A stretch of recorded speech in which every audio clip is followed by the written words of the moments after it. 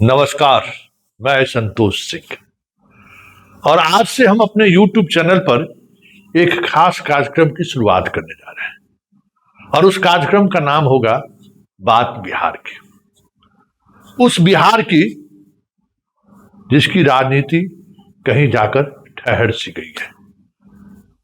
बात हम उस बिहार की करेंगे जहां की शिक्षा व्यवस्था एक ऐसे मुहाने पर खड़ा है जहां से कुछ खास उम्मीद की किरणें कहीं दूर दूर तलक दिखाई नहीं दे रही है। बात हम उस बिहार की करेंगे जिस बिहार को एक नए नेतृत्व की जरूरत है। बात हम उस बिहार की करेंगे कि आज बिहार को एक चाणक्य की जरूरत है।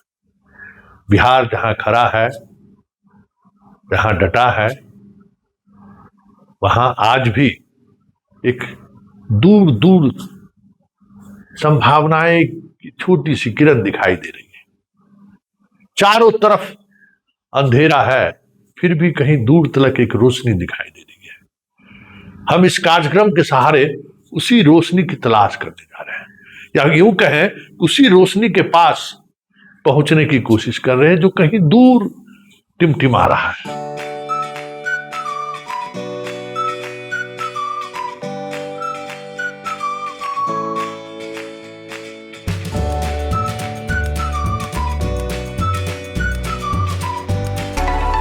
हम शुरुआत आज बिहार के इस नए विधानसभा सत्र के दौरान चुनकर आए ऐसे दर्जनों विधायक से मुलाकात से करेंगे जो कुछ अलग है, जो देश और दुनिया देखकर बिहार की राजनीति में आए हैं।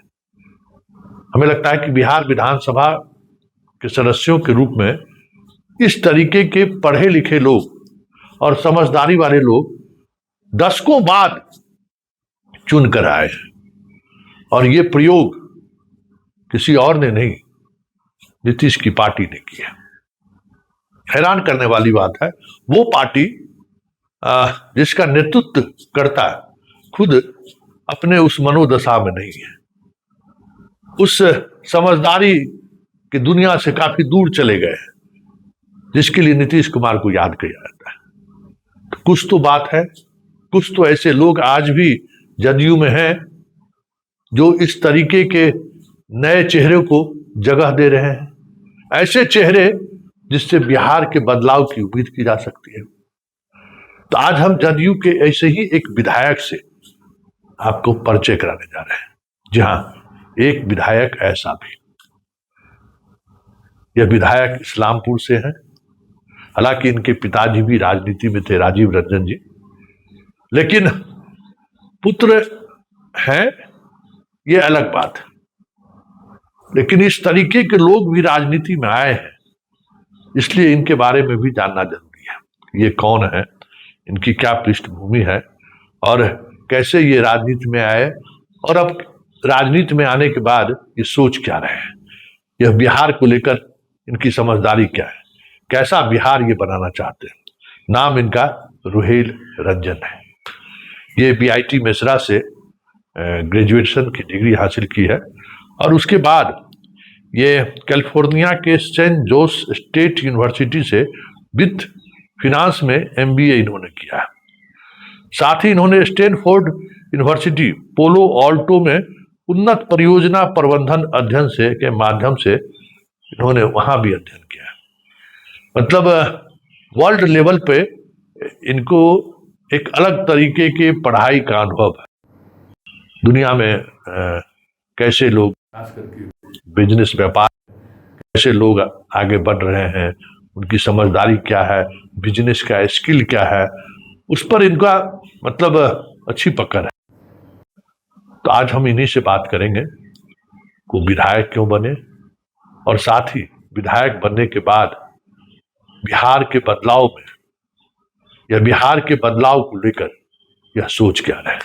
चलिए हम सीधे रुहेल रंजन के पास चलते हैं, बिहार विधानसभा, जहां हमारी मुलाकात रुहेल रंजन जी से हुई और हम जानना चाहते हैं कि आखिर रुहेल रंजन जी चुनावी राजनीति में क्यों आए और फिर राजनीति में जब आए तो फिर राजनीति की जो अपनी एक परंपरागत समस्याएं हैं, उस समस्या से कैसे उन्होंने निपटा, जो अपने यहाँ देखते ही है ना, मतलब विधायक मतलब सब बेटा बेटी के ब्याह जनेऊ मरनी हरदी में पहुंचे, यही विधायक का काम है। उन सब चीजों से फिर बूथ मैनेजमेंट से लेके पैसे का खेल, ये सारी बहुत सारी चीजें हैं आज की राजनीति में, इसलिए अच्छे लोग आते नहीं हैं। तो उन सब चीजों से कैसे ये पार पाए और कैसा बिहार बनाना चाहते हैं, चलिए जरा रुहेल जी से बात करते हैं। बात बिहार की, और बात बिहार में हम आज फिर आपको एक ऐसे शख्सियत से मुलाकात कराएंगे जो बिहार विधानसभा के सदस्य हैं। राजनीतिक बैकग्राउंड तो जरूर है, लेकिन उनका जो शैक्षणिक बैकग्राउंड है या फिर चुनाव लड़ने के दौरान जो हमारी उनकी मुलाकात हुई थी, उस दौरान जिस तरीके से चुनाव को लेकर जो उनकी तकनीकी टीम थी, उसका जो चुनाव लड़ने का मिजाज, बहुत सारी चीज़ें थी जो हम उस वक्त चुनाव के दौरान भी हमने आपको दिखाया था। अब कुछ महीने पुराने हो चुके हैं, बिहार को एक अलग नज़रिए से देखने की इनकी कोशिश है, और जहां पढ़ाई किए, विदेशों में पढ़ाई किए, देश और देश के अंदर भी इन्होंने पढ़ाई की, एक बड़ा कह सकते हैं कि कनवास रहा है इनका।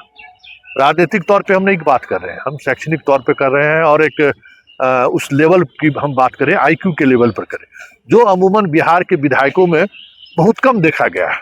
बिहार की पहचान क्या है? राजनीति।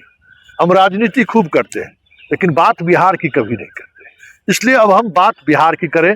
डबल इंजन की सरकार है, और यही मौका है बिहार को वहाँ खड़े करने का जहाँ आज़ादी के दौरान के बीच बिहार खड़ा था। मतलब एक सबसे डेवलप्ड स्टेट में एक बिहार हो, इसके लिए ज़रूरी है, उस वक्त जिस तरीके से विजन वाले नेता थे, आज भी एक विजनरी नेता की जरूरत है। रामविलास पासवान हो, लालू जी हो या नीतीश जी हो, अलग अलग कनवास में अलग अलग वजहों से जाने जाते हैं, लेकिन समग्रता में जो विकास की बात होनी चाहिए, अब उसका वक्त आ गया है। हमने सोशल जस्टिस भी देखा, हमने विकास का वो पैमाना भी देखा कि अंतिम व्यक्ति तक विकास पहुंचना चाहिए, लेकिन अब अंतिम व्यक्ति के बाद एक बड़े बदलाव की जरूरत है। हमारे साथ विधायक जी हैं, पहले उनसे पूरा परिचय ही हम जानेंगे, क्योंकि हम परिचय आपको नहीं बताएंगे, इन्हीं से पूरा परिचय जानेंगे, और कैसे ये राजनीति में आ गए, शुरुआत हम यहीं से करेंगे।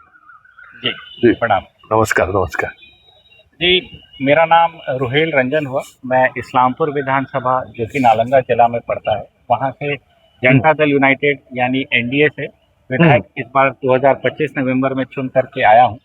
वहाँ के भाई बहनों ने मुझे भारी मतों से जिता करके उनकी सेवा करने के लिए भेजा है। और जैसा कि संतोष जी ने बताया कि इस बार जो विधानसभा के चुनाव हुए, उसमें हमने देखा कि इस बार बहुत सारे पढ़े लिखे और युवा विधायकों को लोगों ने चुना है। लोगों की मंशा ये है कि अब बिहार में बदलाव लाया जाए, यहाँ अब डेवलपमेंट को अलग स्टेज पे लेके जाया जाए। पिछले 21 सालों में जो बदलाव बिहार में हुआ है वो हम सब ने देखा है। 2006 में ना रोड थी, ना पानी था, ना बिजली था, ना व्यवस्था थी, लॉ एंड ऑर्डर खराब था, मतलब कुछ भी ठीक नहीं था। लेकिन आज के डेट में हमारे एक्स सीएम अभिभावक माननीय नीतीश कुमार जी ने ये सब ठीक कर दिया। रोड देखिए तो रोड एकदम बढ़िया है, बिजली देखिए बिजली एकदम बढ़िया है, लॉ एंड ऑर्डर बहुत बढ़िया है, इंफ्रास्ट्रक्चर अब डेवलप हो गया है। तो इंफ्रास्ट्रक्चर डेवलप अब उड़ान भरने का समय। जी बिल्कुल। हम ये चाहेंगे कि दर्शकों को सिर्फ नाम के परिचय नहीं, अपने पूरा एजुकेशन बैकग्राउंड भी बताएं, कि ताकि वो समझ सके कि बिहार में ऐसे विधायक भी हैं जो वर्ल्ड के प्लेटफॉर्म पर जाकर भी अपनी बात बड़ी मजबूती से रखते हैं। तो जी मैंने जो इंजीनियरिंग पढ़ी है वो सॉफ्टवेयर इंजीनियरिंग पढ़ी है, बीआईटी मेसरा रांची से पढ़ी है, और उसके बाद 1 साल हनीवेल में काम किया, 3 साल सीमेंस में काम किया। उसके बाद सैन होजे कैलिफोर्निया से, सैन होजे स्टेट यूनिवर्सिटी से एमबीए फाइनेंस किया। उसके बाद वहीं कैलिफोर्निया से ही स्टैनफोर्ड यूनिवर्सिटी से एडवांस प्रोजेक्ट मैनेजमेंट पढ़ा, और उसके बाद 3 साल फिर इंडिया ही आकर के नौकरी की। उसके बाद फिर बिहार में ही अपना काम चालू किया अलग अलग क्षेत्रों में, और 2011 से 2026 तक यही कोशिश रही, 25 तक, कि ज़्यादा से ज़्यादा लोगों को मैं कैसे नौकरी यहाँ दे सकूँ। मुझे ये लगा कि अगर मैं यहाँ पे रह करके ज़्यादा से ज़्यादा लोगों को नौकरी दे पाऊँगा तो मैं कुछ किया। और जैसे कि मैंने पहले भी बोला कि बिहार अब डेवलप हो गया है, तो बेसिक इंफ्रास्ट्रक्चर बन गया है। तो अब लोगों की मंशा ये है कि अब यहाँ फैक्ट्री लगे, यहाँ रोजगार की सुविधाएं उपलब्ध हो। तो इसी के तहत अब जैसे कुछ दिन पहले पैन IIT समिट बेंगलोर में हुआ था, तो उसमें बिहार की तरफ से मैं गया था। तो वहाँ पे मैंने सबको बताया कि बिहार में अब जो स्थिति है वो 2005 से बहुत अलग है। वहाँ पे अभी भी लोगों को यही लगता है कि बिहार 2005 की स्थिति में है। तो मैंने उनको वीडियो दिखाया, फोटो दिखाया, बातें करी, और जब मेरे से उन्होंने बातें करी तो उनको समझ में आया कि अब बिहार में ऐसे विधायक आए हैं जो कि उनको रिप्रेजेंट कर रहे हैं, जो कि अंग्रेजी भी अच्छा से बोलते हैं और चीज़ों को टेक्निकली भी जानते हैं और स्टेट को डेवलप करना चाहते हैं। जब स्टेट में अगर नेता ऐसा चुन के आए जो डेवलप करना चाहते हैं तो स्टेट डेवलप हो ही जाता है। इससे ये साफ पता चलता है कि जो बिहार के जो हमारे भाई बहन हैं वो ये चाहते हैं कि बिहार अब इंडस्ट्रियलाइज है। तो जैसे IIT के समिट में मैं गया था तो वहाँ पे जब लोगों से बात हुई तो उसमें से एक आदमी ऑलरेडी यहाँ पे कुछ दिन पहले आए और सबसे मिल करके और MOU वगैरह साइन करके गए, और पटना में एक ग्लोबल कैपेबिलिटी सेंटर वो खोल रहे हैं, जिसमें कि शुरुआत में वो 100 लोगों को एम्प्लॉय करेंगे और 3 साल के अंदर 2500 सॉफ्टवेयर इंजीनियर्स को पटना में ही एम्प्लॉय करेंगे। तो इसी तरीके से जहाँ जहाँ मैं जाता हूँ वहाँ वहाँ मेरी कोशिश यही रहती है कि बिहार में इन्वेस्टमेंट आए, यहाँ पे इंडस्ट्री लगे। इसके अलावा मैं BRICS chamber of commerce and industry का चुना हुआ ट्रेजरर भी हूँ। तो उस हैसियत से भी जो भी मुझसे बात करता है मेरा फोकस एक ही रहता है कि किसी तरीके से वो लोग बिहार आएँ, बिहार में इन्वेस्ट करें, यहाँ इंडस्ट्री लगाएं, क्योंकि जब यहाँ इंडस्ट्री लगेगी तभी यहाँ रोजगार होगा, और जब यहाँ रोजगार होगा तभी बिहार आगे बढ़ेगा। देखिए, 2 इंडस्ट्री ऐसी इंडस्ट्री है जिस इंडस्ट्री पे कुछ करने की जरूरत है। मतलब स्टूडेंट भी बिहारी है, पढ़ाने वाला भी बिहारी है। मान लीजिए कोटा इंडस्ट्री की हम बात कर रहे हैं, सॉफ्टवेयर कंपनी में बेंगलुरु चले जाइए, सारे टॉप टू बॉटम बिहार के लोग हैं और वो बिहार आना भी चाहते हैं। जैसे कोटा में भी जो स्टूडेंट हैं या जो शिक्षक हैं वो आना चाहते हैं। सरकार के साथ भी जब कभी भी हमारी बात हुई, बोले कि 2 ऐसा सेक्टर है जिसको अगर आप सहयोग करिए तो महीने नहीं लगेंगे वो लोग वापस आ सकते हैं। उस तरीके का माहौल है। आपको लगता नहीं है कि वो जो माहौल है उस माहौल को देने में जो सरकार, जैसे आप बाहर रहे हुए, जैसे हम भी दिल्ली यूनिवर्सिटी से पढ़कर बिहार आए, तो सैटरडे संडे कहाँ मनाए? जो नई पीढ़ी के लोग हैं, एम्स में जो डॉक्टर हैं वो नहीं टिक पा रहे हैं, IIT बिहटा में जो प्रोफेसर हैं वो नहीं टिक पा रहे हैं। मतलब जो नए जनरेशन के लोग आ रहे हैं वो अंततः अपनी पत्नी के दबाव में, वो बच्चों के दबाव में फिर वापस लौट जा रहे हैं। तो आपको लगता नहीं कि इस पे सरकार को, मान लीजिए आप बड़े इंडस्ट्री लाइए चाहे नहीं लाइए, जो सामान्य तौर पर बिहार में रहने के लिए जो माहौल होना चाहिए वो पहले माहौल बनाने की सबसे बड़ी जरूरत है। कि वो कुछ हद तक अब माहौल बन गया है। जैसा कि मैंने बताया कि एक व्यक्ति जो यहाँ पे आने को तैयार हुए, तो जब वो यहाँ पे आए तो मैंने उनको लोगों से तो मिलाया ही, साथ में डॉक्यूमेंट वगैरह तो साइन हुए ही। उसके अलावा उससे पहले मैं उनको मरीन ड्राइव लेके गया, JP गंगा पथ, उनको बिस्कोमान भवन लेके गया, उनको जो नया मॉल खुला है सिटी सेंटर मॉल वहाँ लेके गया। उससे उनको दिखा कि अब बिहार भी एक अलग डेवलपमेंट के स्टेज में आ चुका है। जैसा वीडियोस में पहले दिखाते थे वैसा अब नहीं है। तो उनको भी ये चेंज नज़र आया और वो आने को तैयार हुए। क्या करना चाहते हैं? कि देखिए, बिहार को आगे बढ़ने के लिए इंडस्ट्रियलाइजेशन बहुत ज़रूरी है। मैन्युफैक्चरिंग सेक्टर और सर्विस सेक्टर अगर बिहार में आएगी तभी बिहार आगे बढ़ेगा और तभी यहाँ के लोगों को रोज़गार मिलेगा, और लोगों को रोज़गार मिलेगा तो लोग अपने आप खुश रहेंगे। क्या मतलब बिहार क्या है जो मतलब लाइक कर रहा है कि मतलब चाह तो जरूर लोग रहे हैं। अब त्रिपुर में सारे कपड़ा इंडस्ट्री में बिहारी है। यहाँ क्या आपको लगता है, आप यहाँ रह रहे हैं तो क्या होना चाहिए सरकार के स्तर पर भी और एक बिहारी होने के स्तर पर भी, कि ये क्या बदलाव, मतलब क्योंकि वो जम नहीं पा रहा है। जो एक आपस में जो ये होनी चाहिए ना, अब कुछ नए लोग आए तो अब बात होनी चाहिए। इसलिए हम इस बात बिहार की कर रहे हैं कि लोगों को भी अब हम कनेक्ट करना चाहते हैं कि इस पॉलिटिक्स से बाहर निकलिए। इस पॉलिटिक्स से कुछ मिलने जुलने को नहीं है। राष्ट्रीय फलक पर जो सियासत है वो अपने तरीके से चलती रहेंगे, लेकिन बिहार को अपने जगह से अगर उस जगह पे आप नहीं पहुंचे तो फिर भारत के देश में एक बिहार स्टेट भी है, बीमारू राज्य की तरह लोग याद करेंगे। फिर आप जैसे जैसे पीछे होंगे सब आपका पीछे साथ छोड़ता चला जाएगा। तो ये जो एक चीज है वो कहाँ आपको लगता है कि क्या होना चाहिए? जी, सबसे पहले तो मैं ये बता दूं कि बिहार में क्या क्या बहुत बढ़िया है जिस कारण से जो लोग आने को तैयार हो रहे हैं। तो पहला कि यहाँ पे जो पॉलिसी है इंडस्ट्री डिपार्टमेंट की, बिहार सरकार की, जो पूरे देश में सबसे इंडस्ट्री पॉलिसी बिहार की है। सबसे ज़्यादा सब्सिडी यहाँ मिलती है, सबसे ज़्यादा टैक्स रेट यहाँ मिलता है, और सबसे बड़ी बात कि यहाँ पे मैन पावर यानी लोग की अवेलेबिलिटी बहुत है। यहाँ पे स्कूल अब काफ़ी ठीक ठाक हैं, कॉलेज भी अब ठीक ठाक हैं।